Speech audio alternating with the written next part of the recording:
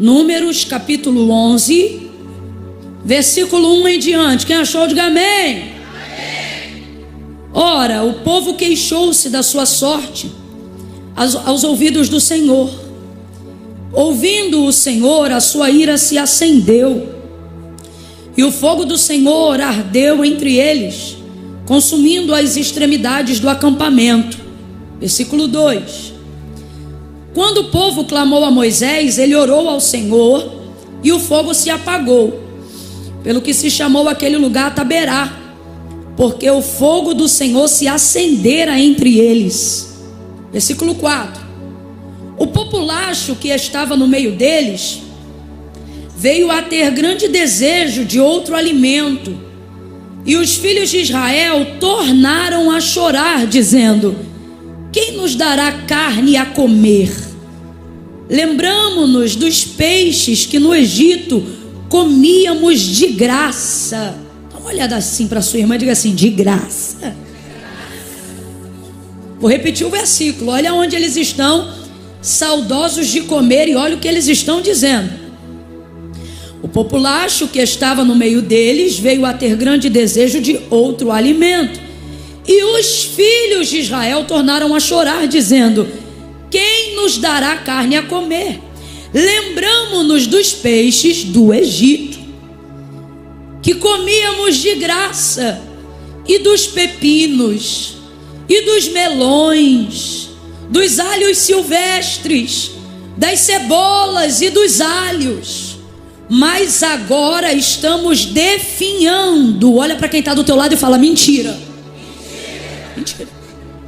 Isso aí que você está lendo não é verdade, não. É mentira. Mas agora estamos definhando. Isso aqui é o que o povo está falando. E nenhuma coisa vemos senão este maná. E o maná era como uma semente de coentro, e a sua aparência como bidélio. O povo espalhava-se para colhê-lo em moinhos e moía, ou com um pilão o pisava, cozia em panelas e dele fazia bolos. E o seu sabor era de bolos amassado com azeite. Como é que está definhando, gente? Quem tem um produto que no cozimento ou na torra cresce como bolo. Versículo 9. Quando à noite o orvalho descia sobre o acampamento, também descia o maná. E Moisés ouviu o povo chorar por famílias, cada qual à entrada da sua tenda, e a ira do Senhor se acendeu grandemente. Olha para tua irmã e diga: Deus ficou irado. E Moisés se perturbou muito. Perturbado, disse Moisés ao Senhor: por que fizeste mal a teu servo? E por que não achei graças aos teus olhos, visto que puseste sobre mim o encargo de todo esse povo? Concebi eu porventura todo este povo? Gerei eu para que me dissesse: leva-os em teus braços, como a ama leva uma criança no colo, a terra que juraste a seus pais? De onde teria eu carne para toda essa gente? Contra mim choram, dizendo: dá-nos carne a comer. Eu sozinho posso levar todo este povo, que é pesado para mim. Se assim me tratas, mata-me de uma vez. Eu te peço, se eu tenho achado graças aos teus olhos, não me deixes ver a minha própria ruína. E disse o Senhor a Moisés: ajunta 70 homens dos anciãos, que sabem serem anciãos e oficiais do povo.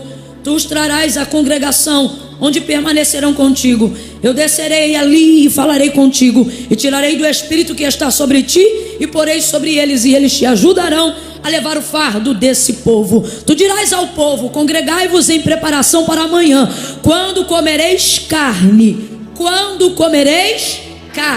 O Senhor vos ouviu quando choraste. Vai ouvindo isso aqui, gente. Ai, Camila, acaba logo a leitura. Se eu fosse você, estava aproveitando. Tem dia que tu só lê a Bíblia na igreja.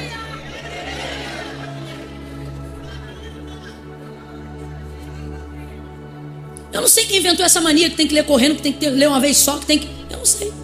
A gente está aqui para isso mesmo.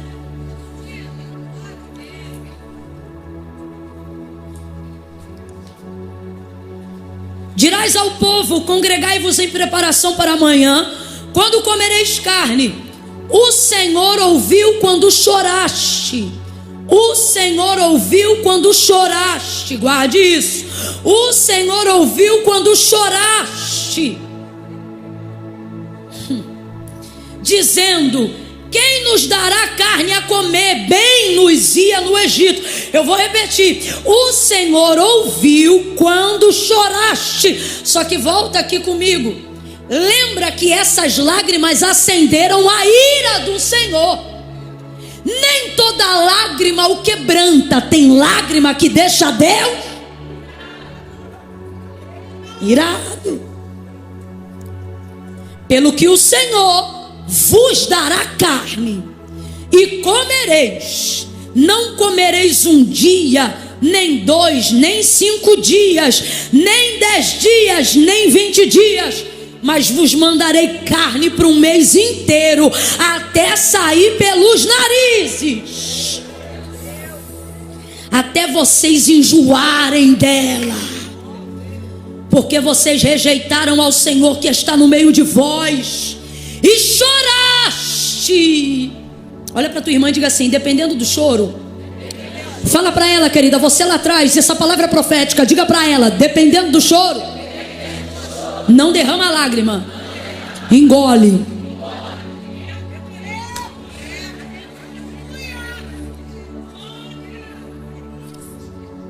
Choraste diante dele, dizendo: porque saímos do Egito. Versículo 21. Disse Moisés: 600 mil homens de pé, e este povo no qual eu estou, e tu dizes: dar-lhe-eis carne, e comerão um mês inteiro. Matar-se-ão para eles rebanho de ovelhas e vacas, ajuntar-se-ão para eles todos os peixes do mar que lhe bastem. Isso aqui é Moisés duvidando do fornecedor. E respondeu o Senhor a Moisés: ter-se-ia encurtado o braço do Senhor, Moisés. Agora mesmo verás se a minha palavra se cumpre ou não. Aleluia. Meu Jesus. Vai para o 31 para a gente encerrar, que eu não aguento mais murmuração e pensamento da leitura extensa. Principalmente quem está online. Ninguém está te obrigando a ficar online. Não aguenta ler a palavra, entrou no culto para quê? Eu, hein, que arrumar confusão no chat. Eu não estou entrando na internet não, mas eu estou te vendo. O Espírito de Deus está aqui. Versículo 31. Então soprou um vento mandado pelo Senhor, o qual trouxe cordonizes do lado do mar, e as espalhou numa extensão de quase um dia de marcha, e de um lado e do outro do acampamento ao seu redor, cerca de 2 côvados sobre a terra.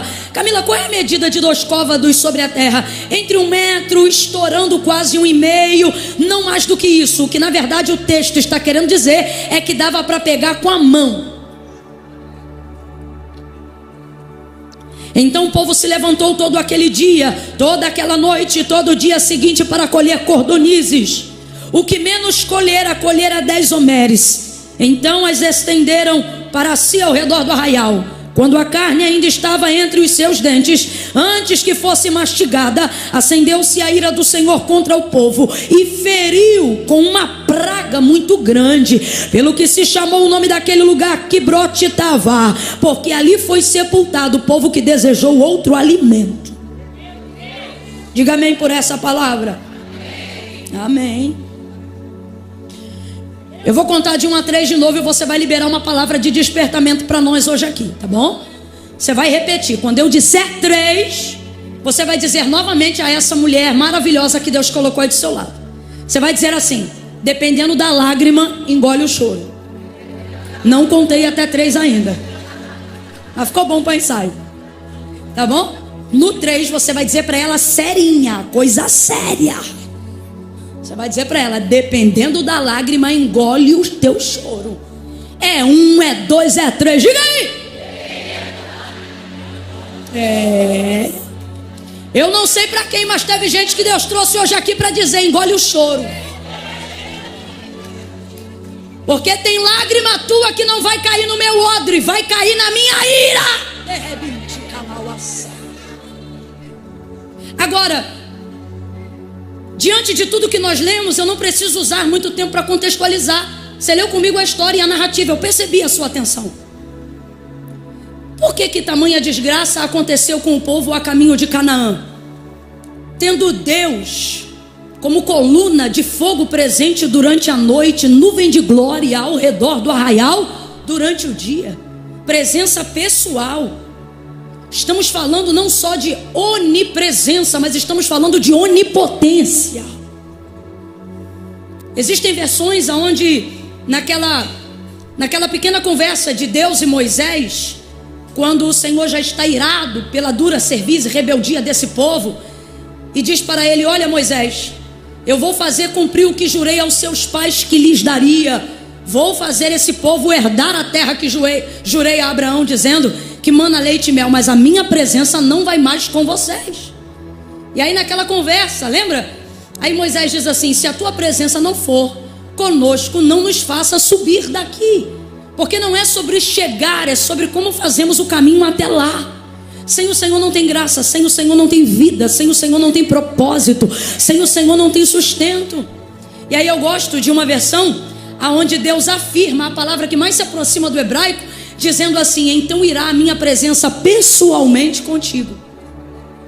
E eu gosto desse termo pessoalmente. Ele é mais perto do que qualquer outro termo. Então irá a minha presença pessoalmente contigo para fazer descansar. E a presença de Deus vai pessoalmente com Moisés. Mas antes desse episódio, ela não ia só pessoalmente com Moisés, mas através da coluna de fogo durante a noite, da nuvem de glória ao redor do arraial durante o dia, guiando-os pelo caminho até o cumprimento da promessa que era Canaã. Deus estava com todos pessoalmente, lhe dando todo o subsídio necessário, promovendo para eles toda a guarnição necessária naquela viagem. Só que, por que esse episódio que foi lido aqui vai acontecer e vai trazer ruína para esse povo que foi escolhido?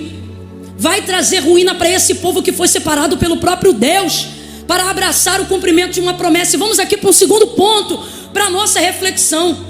Tão mais importante é como fazemos a caminhada do que chegar aonde Deus falou, que quando parte dessa geração inteira perece no deserto, e somente a geração de Josué e Caleb tomam posse do cumprimento da promessa que Deus fez a Abraão, você vai perceber que a maior alegria geracional de quem vai entrar na terra prometida não é propriamente entrar em Canaã, mas é poder contar a história que viveu até aqueles dias, porque é isso que vai empoderar o testemunho de Israel diante das outras nações. Vou falar bem rasgado que é para todo mundo entender. Antes do Senhor recolher Moisés, o Senhor vai dizer para ele: escreve uma canção sobre Canaã, não sobre a viagem que eu conduzi vocês até lá. Por quê? Porque é o testemunho da caminhada que dá o respaldo da chegada. É o testemunho da caminhada que vai fazer as outras nações saberem que eu sou o Senhor. Isso é maravilhoso, porque você vai ver Jesus vindo na mesma linha. Ele nunca disse eu sou a chegada, mesmo sendo ele nunca disse. Também nunca disse eu sou o destino, mesmo sendo ele nunca falou. O que é que ele dizia? Eu sou o caminho. Isso é maravilhoso. Quando Josué e Caleb entram na terra de Canaã, você vai ver Caleb dizendo para Josué na repartição das terras: Josué, como quem diz, me dá prioridade na fila, porque essa geração nasceu no caminho, mas eu perseverei desde a saída. E ele diz assim: como nos dias em que o Senhor me fez a promessa, de igual forma eu estou aqui para tomar posse dela. Então qual é o respaldo de Caleb ter prioridade no recebimento das terras? Não é o fato de ter chegado, porque todos ali chegaram. Quem entendeu, diga amém.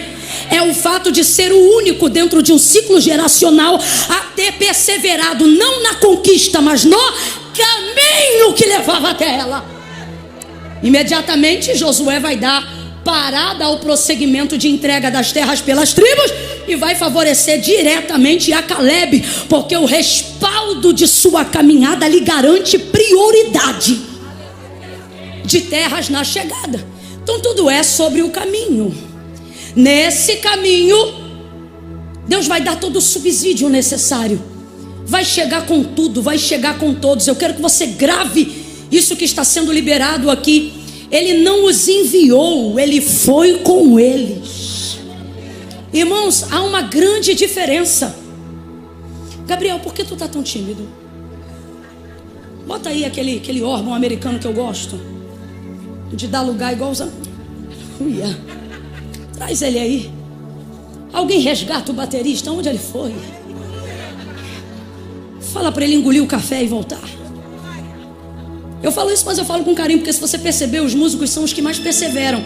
Você vai, você volta, mas eles não saem, eles ficam o tempo todo. Então tem que ter misericórdia, é isso aí. Agora tu veio. Aleluia. Esse aí já me conhece, você já sabe, quando eu ficar doido, tu fica doido comigo. Então veja, durante todo esse processo, Deus não disse vai, mas ele se comportou dizendo o quê? Vou com vocês. Isso é incrível, gente, porque tem gente que Deus envia e isso é bom, mas tem gente que Deus diz vou contigo, isso é ainda melhor. E é o caso, é assim que o Senhor saiu do Egito e conduziu o povo até Canaã durante a peregrinação no deserto. Agora veja, este povo só vai cair em ruína, mesmo sendo escolhido e sendo portador de uma grande promessa, só vai cair em desgraça por um motivo. Qual o motivo, Camila? Deu ouvidos à voz do populacho. Abra a boca comigo para não esquecer nunca mais do que isso significa e diga populacho. Você não falou, diga populacho. Ô irmã, sextou. Se tu tá aqui sexta, tu carregou uma semana pesada, eu também carreguei aqui, não tem ninguém melhor do que ninguém. Mas já que tu veio, bota a lenha para queimar e mostra ao que você veio. Abre a boca e diga populacho. Populacho.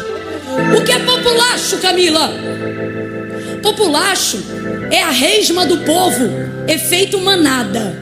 O que é efeito manada? Na retirada dos filhos de Israel, dos hebreus, do Egito, à medida que eles saíram na promessa de uma libertação e de uma terra nova, muitas pessoas que estavam lá saíram com eles, pessoas que não eram hebreus, e eles saíram. Camille, tem algum problema de ter agregado no meio dos escolhidos? Não, desde que os agregados se submetam às leis, desde que os agregados respeitem os anfitriões da casa, desde que os agregados se comportem como Ruth. Teu Deus é meu Deus, teu povo é meu povo, aonde quer que tu pousares, pousarei eu. Aí, meu irmão, até agregado entra na geração de Jesus Cristo, só que tem que saber se comportar. Se não souber se comportar, leva o escolhido à desgraça. Eu estava ali sentado e o Espírito de Deus falou comigo: diga às minhas servas, cuidado com o populacho. Quem é o populacho, irmãos? É esse povo que está no meio, recebe da bênção, come do maná, é vizinho, é amigo, é querido, mas é egípcio, e o Egito grita dentro deles. Pelo menos esse é o contexto de Números 11. E aí o que vai acontecer? Você vai ver que não é o povo que reclama do maná. Quem começa reclamando do maná, você leu comigo, o populacho. Então eu vou te perguntar: quem começa reclamando do maná? Quem começa reclamando do maná? Por que o populacho reclama para o povo? Porque só o povo pode reclamar para Moisés. Olha como o populacho é estrategista. Vamos reclamar para o povo, porque só tem um que tem autoridade para determinar as coisas aqui. Quem é? Moisés. Só que o populacho pode se dirigir a Moisés? Porque só o povo de Deus pode falar com Moisés. Porque quando Deus o levantou, Êxodo 3, ele disse: tu serás por Deus no meio do povo, e Arão teu irmão, meu sacerdote. Então o que o povo faz? O populacho fala com o povo, e o povo faz o quê? Dá voz a eles, reproduzindo o que eles disseram. 1 Coríntios capítulo 15, versículo 33. Apóstolo Paulo dá uma palavra tão importante, mas que às vezes a gente negligencia. Ele começa dizendo assim: não se enganem,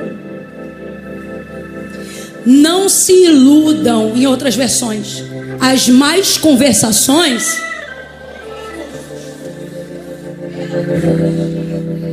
eu gosto do jeito que ele começa.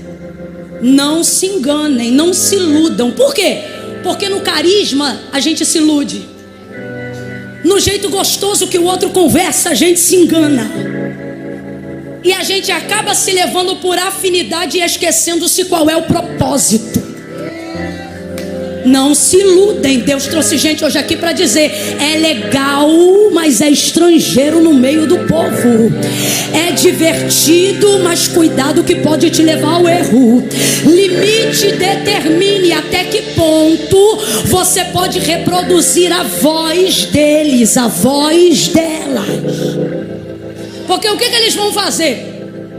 Eles vão usar a influência que o povo tem com Moisés e que Moisés tem com Deus. Então não se iluda. Tem gente que só está associado a você pelo que o seu Deus pode oferecer. E essa pessoa sabe que não tem o tipo de vida e de conduta para pedir a Deus diretamente o que ela deseja. Então ela vai usar a tua vida, tua conduta, teu selo, tua escolha, para que ela possa ter aquilo que ela deseja. E é exatamente isso que vai acontecer dentro dessa narrativa. Aí o povo começa a reclamar. Que povo? O populacho. Se liga nisso daqui. O povo diz assim, o populacho, perdão, diz assim: não aguentamos mais esse maná. Estamos enjoados deste maná. Estou falando a grosso modo. Por que você vê mentira? Lembra aquela hora no texto que eu falei: vira para o teu irmão e diz: mentira. Porque é mentira. Olha isso aqui. O populacho que estava no meio do povo veio a ter grande desejo de outro alimento. Vem comigo. O desejo era de quem? Do povo de Deus ou do populacho? O desejo nasceu aonde? Do povo de Deus ou do populacho? E os filhos de Israel tornaram a chorar. Então veja, o desejo do populacho leva os filhos de Israel a chorarem, dizendo: quem nos dará carne a comer?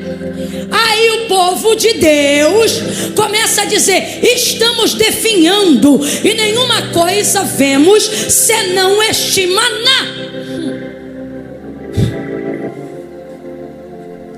Gente do céu. Lembramos-nos dos peixes do Egito que comíamos de graça. Ah, não. Você tem que olhar para o teu irmão aí agora e falar assim para ele: de graça? Pergunta assim para ele ou para ela: quanto é que tu ganhava lá no Egito? Qual era o valor do teu salário lá no Egito? Quanto é que te pagavam lá no Egito? Tem um mistério aqui, tem um arapuca aqui, menino. Agarrou aqui o negócio, hein? Deu um nó, não deu? Meu medo é puxar e arrebentar com arranjo. É nylon. Cuidado para não machucar a mão, irmã. Isso. Completa a obra, esconde esse negócio aí. Rapaz, é uma armadilha, é invisível. Meu Deus do céu, o laço partiu, nós escapamos, Larissa. Aleluia. Glória a Deus. Então veja, esse povo aqui tem o desejo, coloca no coração do povo. Esse povo começa a chorar e começam a dizer: estou com saudade. Lembra lá no Egito como que a gente tinha peixe de graça? Olha para tua irmã e diz: não me irrita. Egito nunca te deu nada. Tudo que ele te dava com uma mão, ele te tirava com a outra. De graça, 400 anos de escravidão, e você vem falar comigo que comia de graça? 400 anos batendo continência para Satanás, e tu vem falar comigo que comia de graça? 400 anos servindo demônios para conseguir ter 5 minutinhos de paz ou 5 minutinhos de prazer com alguém que não era teu, e você vem me dizer que vivia de graça? Deus trouxe gente hoje aqui, ele está dizendo: não deixe o populacho confundir a tua memória. Você só quer lembrar do que bebia, só quer lembrar do que comia. Eu vou falar como Deus está mandando. andando. Tem gente que está hoje aqui dizendo: os amigos do mundo era melhor porque você só está lembrando da noite de farra. Mas Deus está dizendo: lembra das noites de depressão, que ninguém te ligava, ninguém te ouvia, ninguém sabia, e tu não conhecias o meu nome, mas eu te livrei, eu te chamei, eu te remi, eu coloquei do teu lado mulheres de oração, e agora você vem baseado no desejo de outro falar para mim que tu vivia bem e que ainda era de graça. De graça. Eu tô pegando o maná do meu recôndito. Olha aqui para mim. Aonde se planta maná? Alguém já viu uma plantação de maná? Alguém já viu uma plantação de maná? Tem irmã que está na dúvida. Você nunca viu? Porque maná não existe na terra, menina. Deus trazia a matéria-prima do recôndito celestial. Deus está dizendo ao seu povo: não te dei o que os homens comem, estou te dando o que só pode ser cultivado aqui na minha mão. E agora você vem falar comigo de saudade do Egito. Onde é que tem maná aqui na terra? Aonde estão os agricultores de maná? Só tem um que produz maná. Aonde ele está? João 15. Eu sou a videira, meu pai é o agricultor. Só ele. Aí ele pega o maná fresco. Era todo dia no orvalho pela manhã. E dava para fazer várias coisas com maná. Vem comigo, dava para fazer várias coisas com maná. Se amassasse, você fazia de um jeito. Se torrasse, fazia de outro. Se você cozinhasse, fazia de outra maneira. Então olha aqui para mim. O problema não é a matéria-prima ser maná. O problema é ou a tua preguiça ou a tua falta de criatividade de como trabalhar a matéria-prima que Deus te entrega. Não reclame do que Deus te deu se você não sabe produzir em cima do que Deus te deu. Reclame da tua incompetência. Apresente diante de Deus tua negligência. Apresente diante de Deus tua falibilidade. Faça isso, porque a Bíblia diz que o poder do Senhor se aperfeiçoa na nossa fraqueza. A palavra do Senhor diz pela boca de Tiago: se alguém tem falta de sabedoria, peça a Deus, que a todos dá liberalmente e não lance em rosto. Deus está dizendo para alguém hoje aqui: o problema não está na matéria-prima, está na produção. Você está enjoado do que recebe, às vezes porque você só quer fazer de um único jeito. Já se habituou na comodidade. Para as virtuosas essa palavra não precisa ser recebida, porque a Bíblia diz que ela levanta cedo e não come o pão da preguiça. É criativa, ela vai para cima, ela produz, ela é empreendedora, ela arrebenta. Provérbios 31. Agora veja, o povo começa a reclamar do maná, não por eles, pelo desejo dos outros. Olha para mim, cuidado para as suas orações, suas reclamações e, por que não dizer, até suas expectativas e sonhos não estarem baseadas no que os outros esperam de você e não no que você espera de Deus. Cuidado para não ficar produzindo o que o Instagram espera de você. Cuidado para não se tornar um robozinho de algoritmo ministerial. Cuidado para não querer manter a popularidade no meio dos irmãos e irmãs e perder aquilo que te trouxe até aqui. O que, Camila? A opinião dos outros? Não, o respaldo da caminhada, porque é Ele que te sustenta. Cuidado! Revise as suas lágrimas hoje. Revise o nascedouro das suas emoções. Essas lágrimas realmente são suas ou são a manifestação do desejo que alguém colocou sobre você? Revise suas emoções. Faça uma oração hoje e aqui. Aproveite que é uma unção de cura emocional, como já foi ministrado aqui pela pastora, e diga para o Senhor: Senhor, purifica as saídas do meu coração. Veja o que é meu, o que é legítimo, o que é realmente dor e o que é influência da sociedade. O que é influência do ativismo religioso? O que é influência da expectativa alheia? O que é influência influência do meu status social. Veja aí, Senhor, se as coisas que eu estou orando é porque o teu Espírito intercede, ou é porque tem alguém me perturbando o juízo para dizer que eu não cheguei ainda aonde eu tinha que chegar. Passe em revista. Eu estou sentindo uma unção tão poderosa aqui. Deus está dizendo: eu estou passando em revista e eu vou drenar o seu coração. Eu vou mostrar o que é teu e o que não é teu, o que é legítimo e o que é influência. Eu vou curar, eu vou curar. Posso ouvir um amém? Posso ouvir um amém? Posso ouvir um assim mesmo, Deus? Faça isso, Deus! Faça isso. Faça isso porque eu não suporto mais. A cruz já é pesada por si só, sim ou não? Sim ou não? Por que ainda levar o fardo do populacho? Tem coisa que você está levando, irmã, porque alguém disse que é seu e você acreditou. Tem história que você está contando porque alguém implementou na tua cabeça a ideia que era tua. Foi por causa disso que esse povo caiu em ruína. Aí, tá vendo? Você não creu que eu ia terminar 9h30? Aí, ó.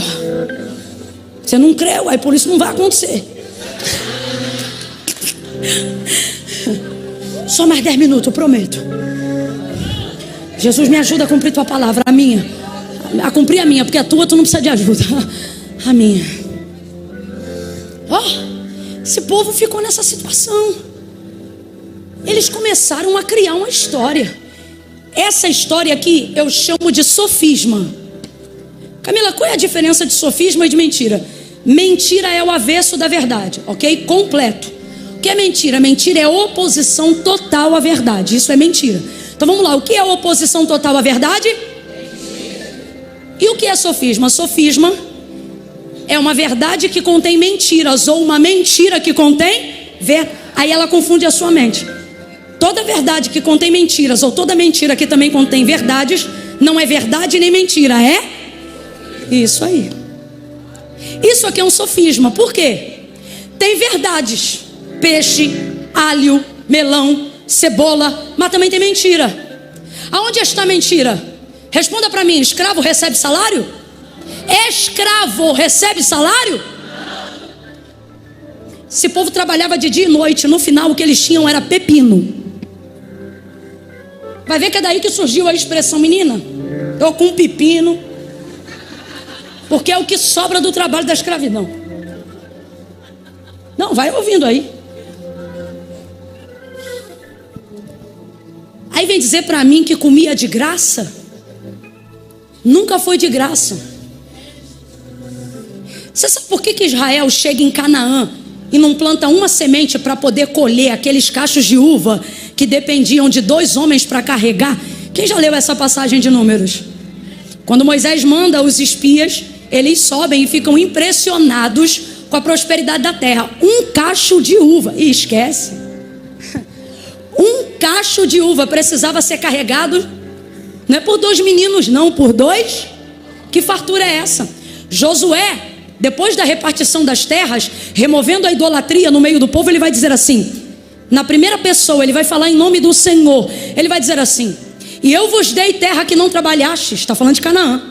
Cidades que não edificastes, e vocês colheram. O Senhor não diz vocês plantaram, o Senhor diz vocês colheram dos olivais e das vinhas que vocês não plantaram. Agora, qual é a lei de Deus? Tudo aquilo que o homem plantar, isso o que? O que ele vai colher. Como pode então? Será que Deus de repente ficou incoerente, Camila? Não, 2 verdades. Para Deus, a terra da sua promessa não é perdida por uso capião, quando os seus adversários entram nela. Então, se você tem terra de promessa que está sendo dominada temporariamente pelo teu adversário, não se estressa. É Deus usando ele para garimpar a terra, para edificar a terra, para construir casa. Alguém já entendeu? Segunda coisa, Camila, mas isso não constituiria injustiça do princípio da semeadura? Não, porque não é porque Midianita, Cananeu, Eteu, Eveu e etc. morreu, entrou depois, que invalida a escritura que Deus deu a Abraão. Antes de Midianita, de Cananeu, de Eteu, de Eveu, de Amorreu, de Jebuseu, o Senhor jurou e disse a Abraão: te darei esta terra, a você e a sua descendência. Se eles entraram depois, entraram naquilo que Deus já havia separado para os seus servos. Aí você vai ver o salmista dizer: do Senhor é a terra, a sua plenitude, o mundo e aqueles que nele habitam. Quando alguém achar que você está colhendo indevidamente, essa pessoa só vai achar isso porque não é conhecedora do que Deus jurou a você. Essa pessoa só vai falar isso se ela não conhecer a sua história de peregrinação até aqui. Ah, mas o outro está ali há tanto tempo. Deus está dizendo: minha promessa não prescreve e nem a terra é passada por uso capião. O que eu te dei é seu, porque a terra é minha e eu dou a quem eu quero. Guardado esse princípio, são eles que estão entrando naquilo que Deus já havia jurado a Abraão. Mas enquanto eles trabalham na terra de quem Deus escolheu, este povo trabalha para Faraó. E vamos lá, lembra comigo de novo: quanto é o salário deles? Qual é o salário deles? Chibata nas costas é o salário deles. Tijolo na coxa é o salário deles. Opressão é o salário deles. Recebem nada. Nada. Você vê o que é a mente de escravo. Tu come um pepino e acha que está rico. Isso é uma mentoria desgraçada do período da escravidão. Isso é que dificulta o caminho deles na conquista. Aquilo que a gente fala grosso modo, você sabe que é uma verdade. Eles saíram do Egito, mas o Egito... Porque tudo é uma questão de mente. Olha para tua irmã, para tua irmã e diz: está tudo aqui.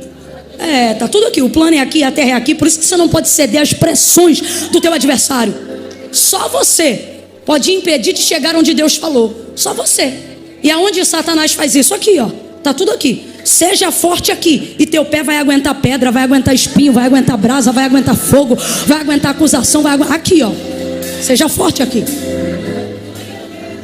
Aí o que acontece? Josué vai dizer que esse povo vai receber isso tudo. Aí você diz assim: puxa, Camila, como é que pode? Esse povo não plantou, mas chegou lá para colher.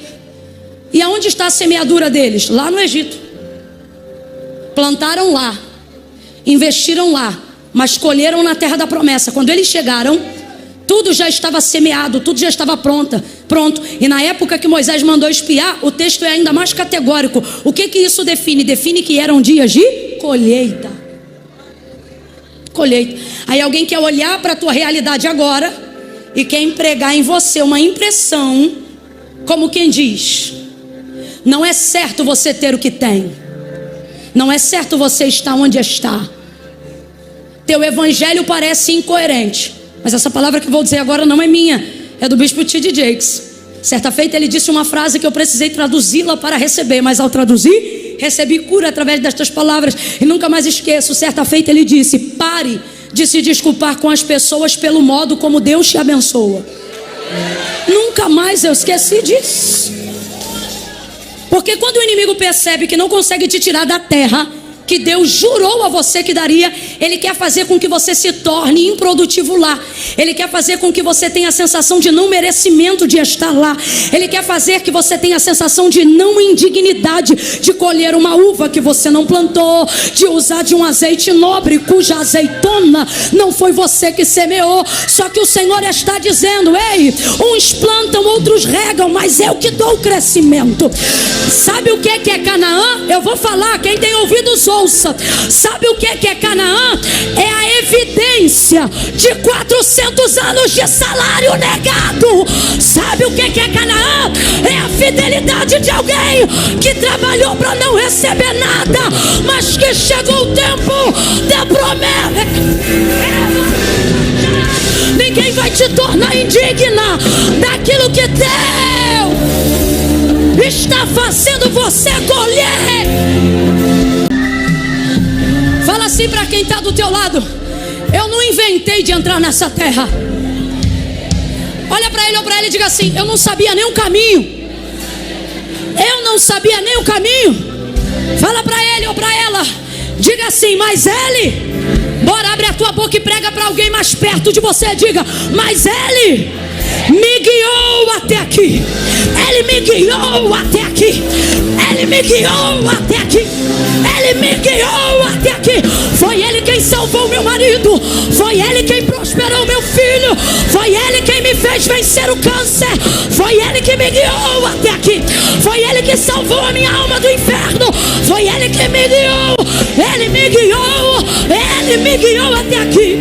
Vai falar com ele, reclamar com ele. Vai enfrentar ele. Eu não vou sair. Eu não vou sair. Eu não vou parar de andar. Eu não vou parar de caminhar. A terra é minha. É minha. O marido é meu. A casa é minha. O ministério ele confiou. É meu, é meu. Eu gostei quando a irmã Elaine disse assim: se enxerga. Ela falou isso aqui na ministração sobre identidade, não foi? Ela disse: enxergue-se, não o que dizem, mas como você. Deus está dizendo: se enxergue pelas minhas lentes, não pela lente do populacho. Sabe o que mais irrita no populacho?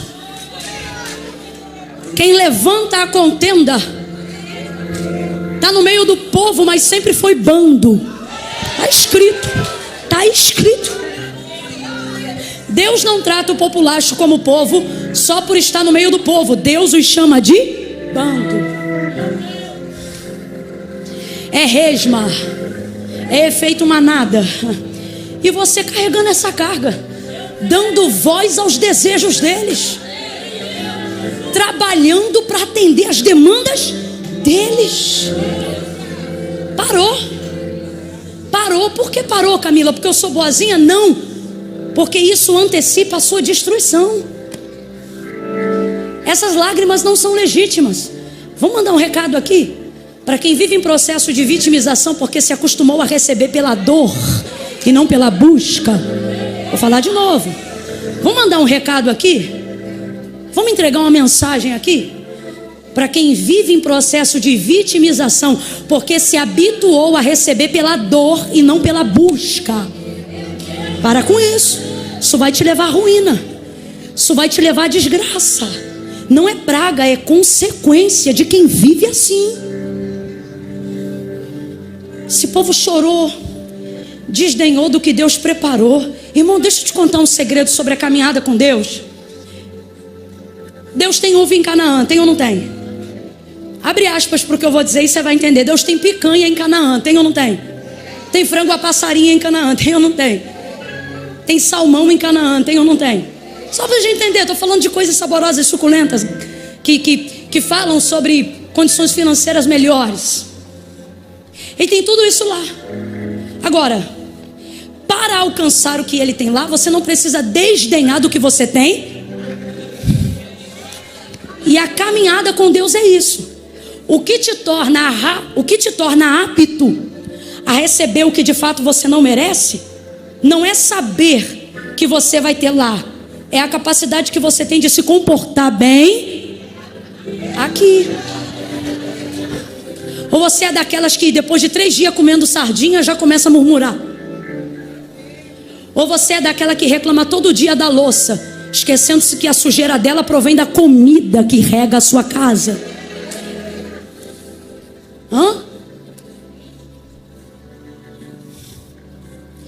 Você não precisa desprezar, desdenhar o que você tem aqui só porque você sabe o que vai receber lá. Deus está dizendo: agradeça pelo que você tem, seja fiel ao que você tem, abrace quem está, honre quem está, glorifique o nome de Deus que não está te esperando em Canaã. Está fazendo contigo a travessia todinha, dizendo: eu estou aqui agora. Quando você come angu, eu estou com você. Quando você precisa pedir dinheiro emprestado para botar gasolina no carro para ir para a conferência, eu não estou te esperando lá na conferência. Eu paro no posto, abasteço com você. Eu ando com você. Eu não disse vem que eu estou te esperando. Eu disse vamos, porque eu vou com você.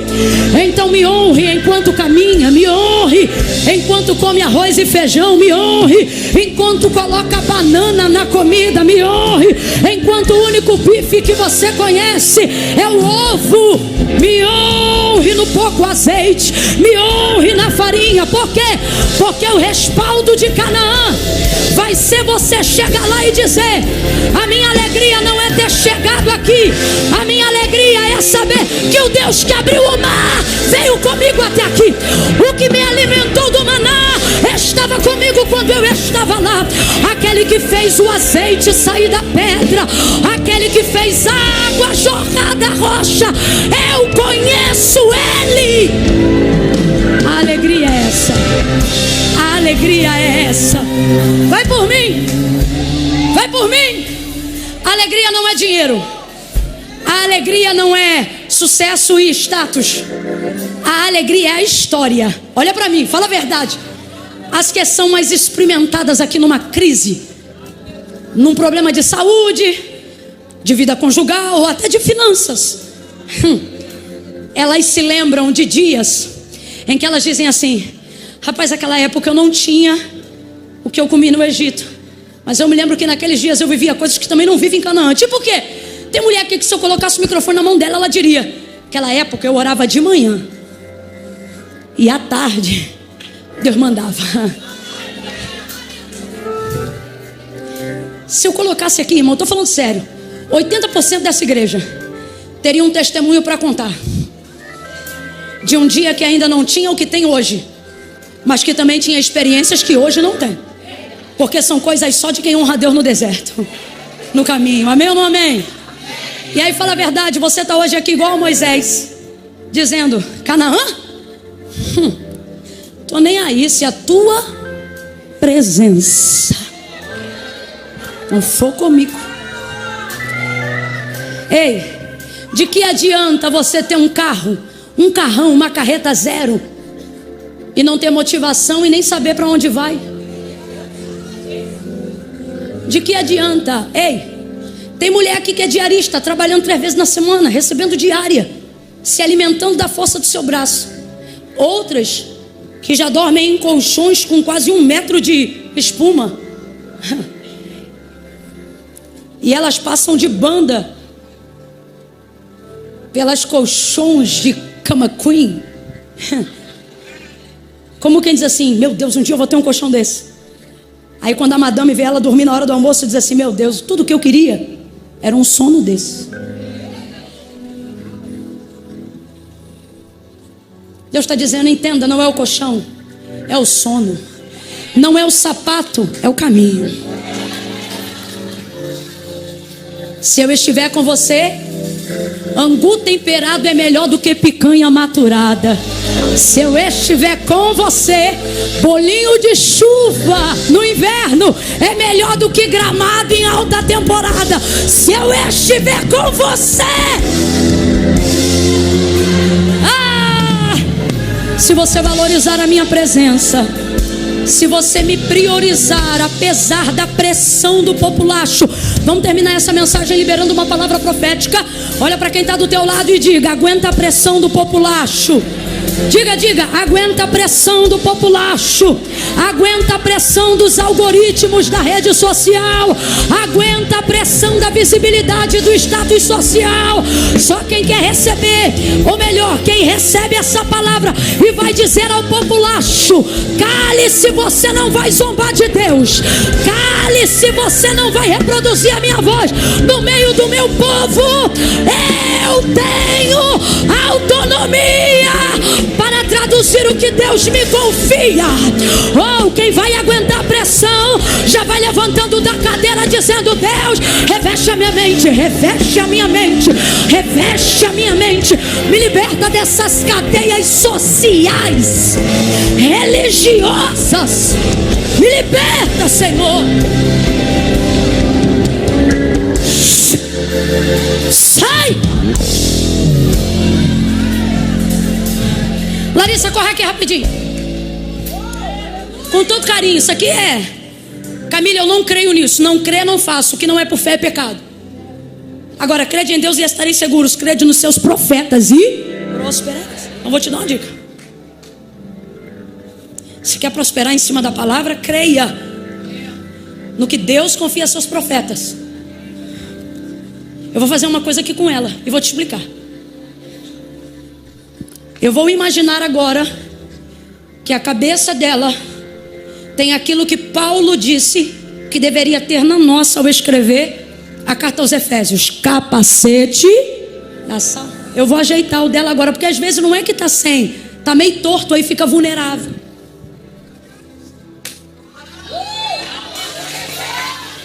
Apertar o cinto, sapato, maravilha. Deixa eu ver, vira aí.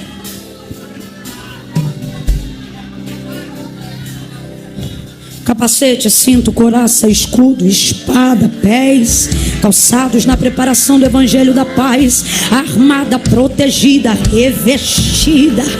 Eita, ninguém vai levantar contra a tua família, mas se levantar, pelejarão contra ti, mas não prevalecerão, porque eu sou contigo para te livrar, diz o Senhor. Fica revestida da armadura. Ajeitei, vai lá, vai lá, vai lá. Vou contar de 1 a 3. Não bota assim na cabeça dela que não convém não. Eu fiz isso porque é minha irmã e é a caçula. Pega assim do ladinho da orelha, como quem ajeita. Calma, agora não. Camila, eu tô ansiosa. Isso é bom, isso é bom. Você vai ajeitar para ela, porque pode ser que um dardo tá entrando aí, uma coisa, e ela não tá percebendo. Só que eu vi essa conferência chamar as mulheres para uma guerra. Eu vi. E depois que tu entra numa guerra, minha irmã, não dá para ficar embaixo de mesa, não. Ajeita a armadura e vai para cima. Só para encerrar o texto e fazermos o ato profético. O texto encerra com Deus mandando a carne, porque Deus ouviu o choro do povo, sim ou não? Só que esse choro deixou ele irado, sim ou não? Eu não quero que Deus atenda lágrimas que vão me levar à destruição. Eu prefiro que ele diga para mim o que disse Ezequiel no cativeiro: refreia o teu gemido, porque o final é bênção e não maldição. Nem todo desejo que eu tenho eu quero que Deus realize. Que o Senhor nos conceda o coração de Jesus no Getsemane ao orar: todavia, ou seja, apesar do que eu quero, seja feita a tua vontade.